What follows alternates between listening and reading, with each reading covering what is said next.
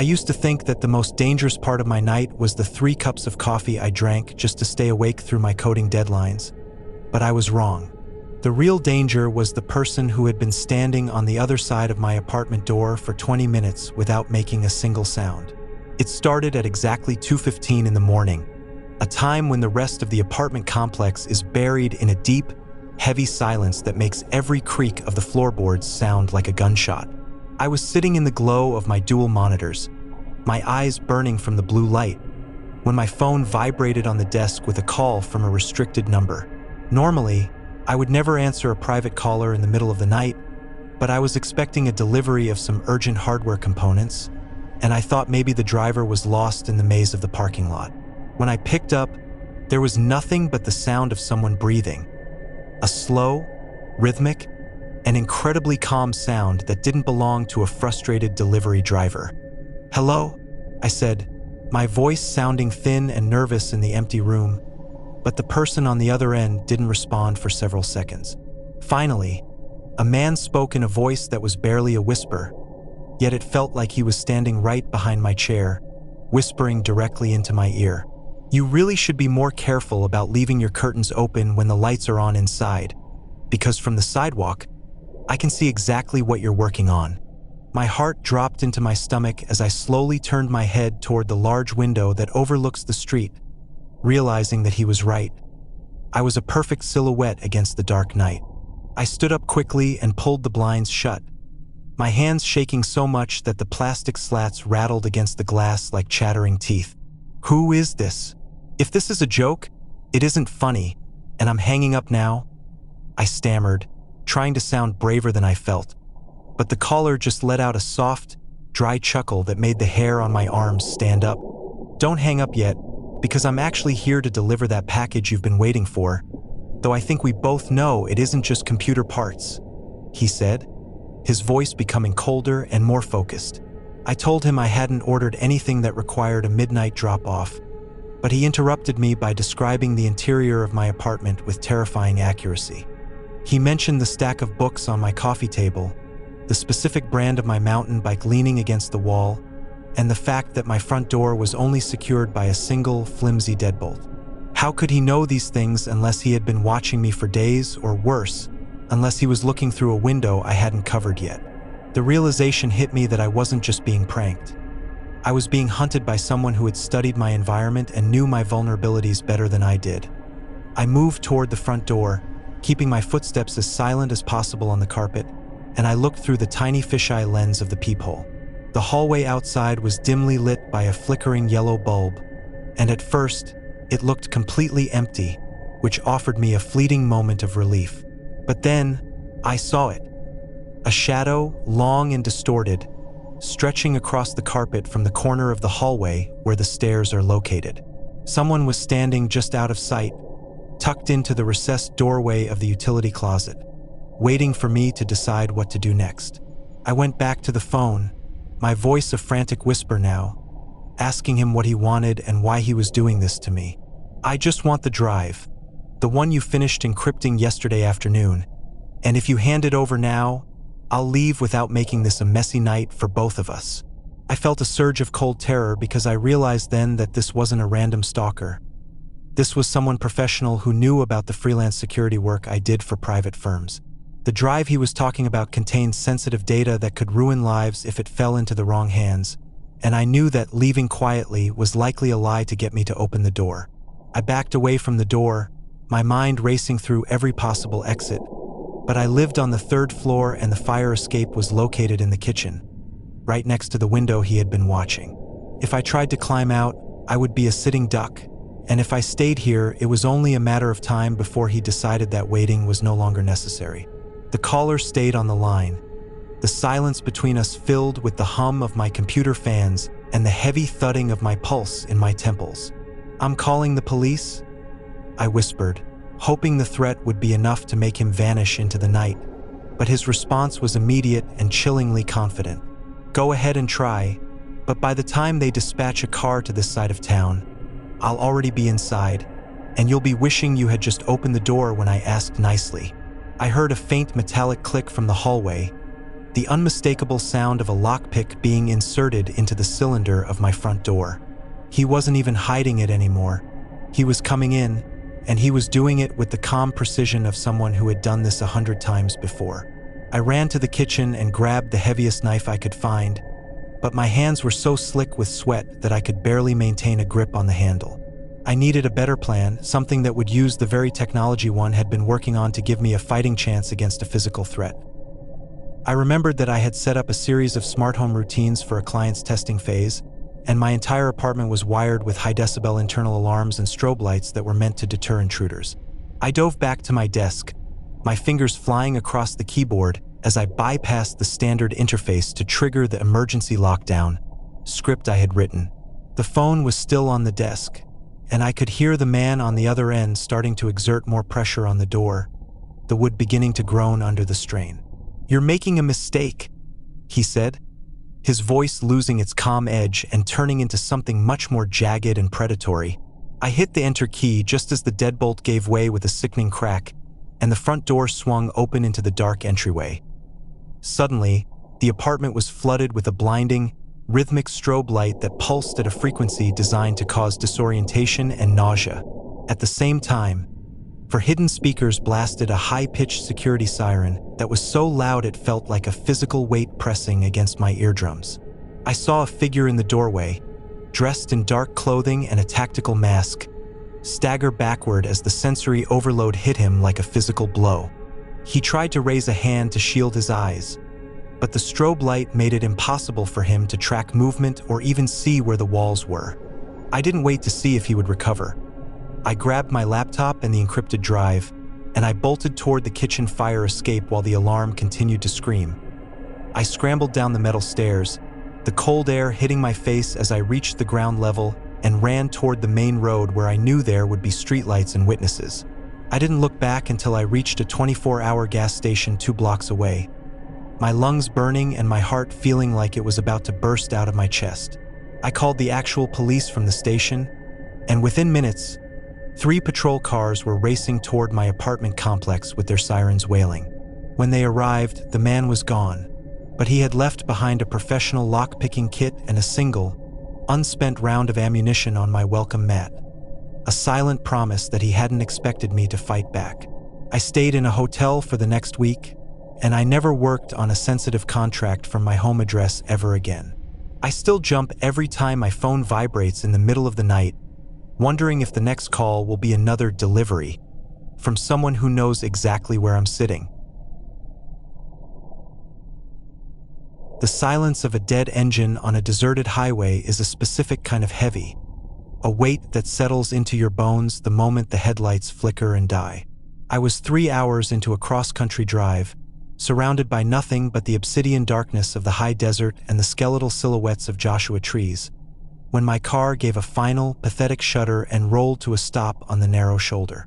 There was no moon that night, just an endless, suffocating blackness that seemed to press against the windows, making the interior of the cabin feel like a glass coffin.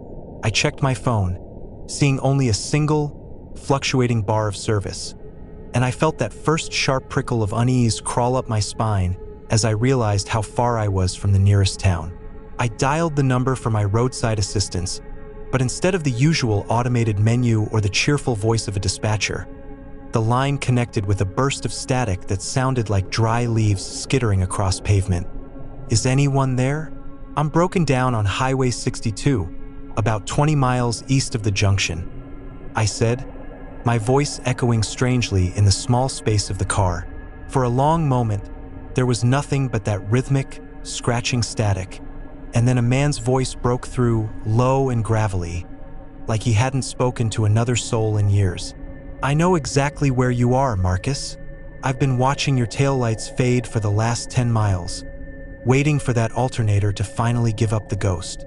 My blood turned to ice in an instant because I hadn't told him my name, and there was no way a random dispatcher should have known the specific mechanical failure of my vehicle.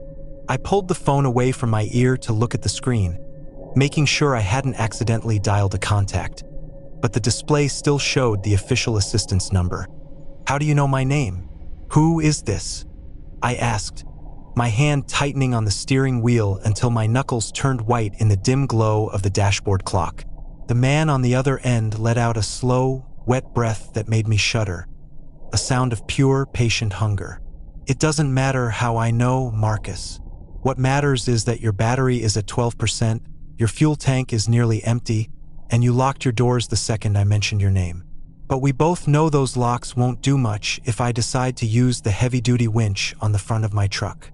I looked into my rearview mirror, squinting against the darkness, and for a second, I saw nothing but the empty road stretching back into the gloom. But then, 2 tiny pinpricks of amber light appeared in the distance, sitting low to the ground and perfectly still. He was there, parked on the shoulder about 50 yards behind me with his headlights off, watching me through the dark just like he said. My heart began to hammer against my ribs, a frantic, trapped animal rhythm that made it hard to think clearly. I tried to start the engine again, turning the key over and over, praying for a miracle, but the car only responded with a series of weak, pathetic clicks. "Don't bother with the ignition, Marcus. You burned out the starter 3 minutes ago. Why don't you just step out of the car so we can talk about your options face to face?" The caller's voice was getting louder, clearer, as if he were closing the distance, and I realized with a jolt of terror that the amber lights in the mirror were getting larger.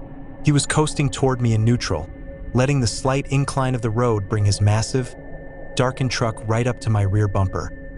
I looked at my phone again, desperate to call 911, but the single bar of service had vanished, replaced by the dreaded no service icon. He was using a signal jammer, a realization that made the situation feel infinitely more professional and deadly. I was trapped in a metal box in the middle of a wasteland with a man who had the tools and the intent to make me disappear. I felt a sudden, violent jar as his truck tapped my rear bumper, a soft thud that rocked the car and sent a jolt of adrenaline through my system. Through the phone, which was still connected despite the lack of signal, meaning he was likely using a localized short-range transmitter, I heard him shift his weight. "That's one touch, Marcus. The next one won't be so gentle. I have a chain in the back that can rip that door right off its hinges, or I can just wait for the desert cold to make you come out on your own." I knew I couldn't stay in the car.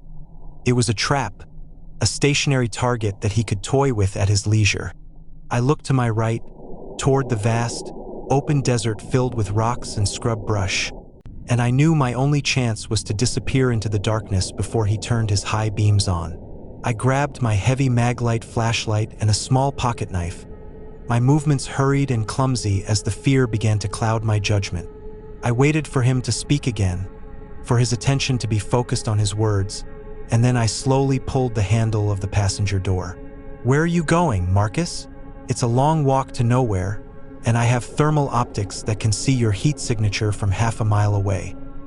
His voice was mocking now, enjoying the hunt, and I realized he was watching me through a scope or high-powered binoculars. I rolled out of the car and hit the sandy ground, the grit stinging my palms as I scrambled behind a large outcrop of rock just as a blinding wall of white light hit my car. He had turned on his overhead light bar, illuminating the entire road like it was noon in the middle of a nightmare. I stayed low, crawling through the sharp brush, ignoring the thorns that tore at my clothes and skin. I could hear his boots hitting the pavement now, a slow, deliberate thump-thump that signaled he was no longer interested in talking on the phone. I looked back and saw his silhouette, a massive, broad-shouldered shape holding something long and heavy in his right hand. He walked toward my empty car, leaning into the open passenger door and picking up my abandoned phone. "You left your phone, Marcus. That was a mistake, because now I can see the light from your screen every time a notification pops up." I realized with horror that I had left the Find My Phone feature active on my tablet in the back seat, and he was likely using it to ping the device. But then I remembered something better. I hadn't left my tablet in the back seat. I had tucked it under the driver's seat before the trip started. I reached into my pocket and felt the remote key fob for the car, a small plastic rectangle that was my only remaining weapon. I watched him lean deep into the car, his back turned to the desert, searching for the source of the light he thought he saw. I waited until he was halfway inside the cabin, his movements restricted by the steering wheel and the tight space, and then I held down the panic button on my key fob.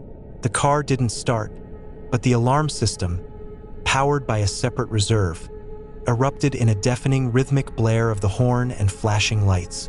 The sudden explosion of sound and light in the silent desert was like a physical blow, and the man recoiled, hitting his head on the door frame and stumbling backward.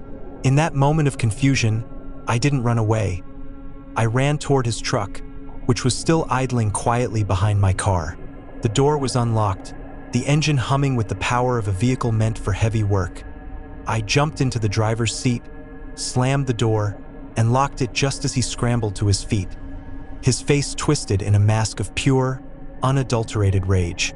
He lunged for the window, swinging a heavy iron tire iron that shattered the glass in a spray of diamonds, but I already had the truck in gear. I floored the accelerator, the massive tires throwing gravel and dust into the air as I roared past my dead car and into the safety of the dark road ahead.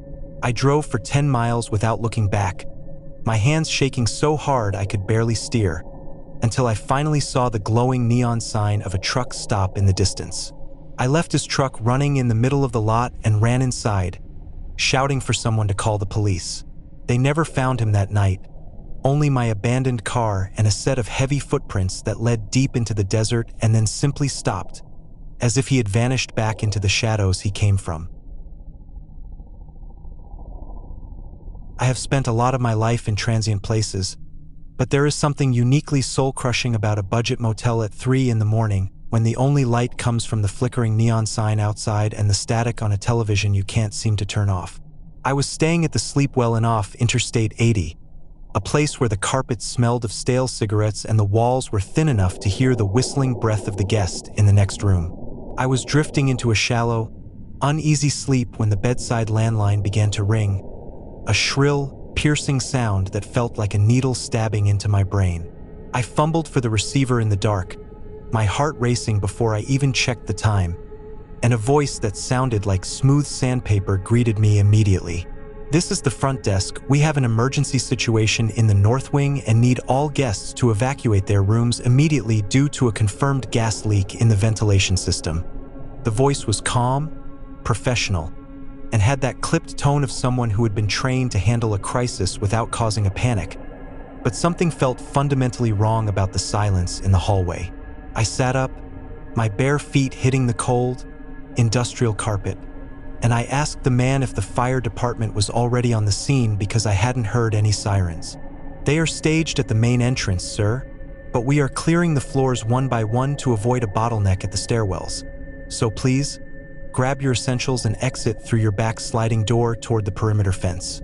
That was the first red flag that made the hair on the back of my neck stand up. My room didn't have a back sliding door, only a heavy steel door that led into an interior hallway with no windows. I looked at the phone, then at the door, realizing that if I had followed his instructions blindly, I would have walked right into whatever trap he was setting. "I don't have a sliding door," I whispered into the receiver, my voice trembling as the fog of sleep cleared and was replaced by a cold, sharp dread. There was a long pause on the other end, a silence so heavy I could hear the faint sound of a television playing in the background of the caller's room. It was the same late-night talk show I had been watching minutes ago. He wasn't at the front desk. He was in a room nearby watching the same channel, using the internal phone system to bait me out into the open. "My mistake, sir. You're in room 214, aren't you? Just use the main door and head left toward the service elevator. And don't stop for anyone, as the fumes are reaching toxic levels." I didn't answer him. Instead, I crept toward the door and looked through the peephole, my breath hitching in my throat as I saw a man standing in the middle of the hallway. He wasn't wearing a hotel uniform. He was wearing a dark hoodie and a pair of heavy work gloves, and he was holding a master key card in one hand and a short, heavy crowbar in the other. He was standing perfectly still, his head tilted to the side as if he were listening to the sound of my voice through the door. He had the phone pressed to his ear, and I realized with a jolt of horror that he was the one I was talking to. He was standing less than 3 feet away from me, separated only by a piece of cheap wood and a deadbolt. I stayed as silent as a ghost, retreating into the bathroom where I hoped the sound of my breathing wouldn't carry through the gap in the door. The phone in my hand emitted a small, sharp beep as he spoke again, his voice dropping the professional facade and becoming something much more sinister. "I know you're looking through the peephole, Marcus. I can see the light from the room shifting when you block the lens. So why don't we stop playing this game and you just let me in?" My name. He knew my name again, just like a recurring nightmare that wouldn't end. And I realized he must have seen it on the guest registry or intercepted my check-in information. I looked around the bathroom, desperate for a weapon or an escape. But the window was a tiny, frosted pane of glass that was bolted shut to prevent break-ins. I was trapped in a box, and the man outside was beginning to lose his patience, the sound of the master key card clicking against the electronic lock echoing like a countdown.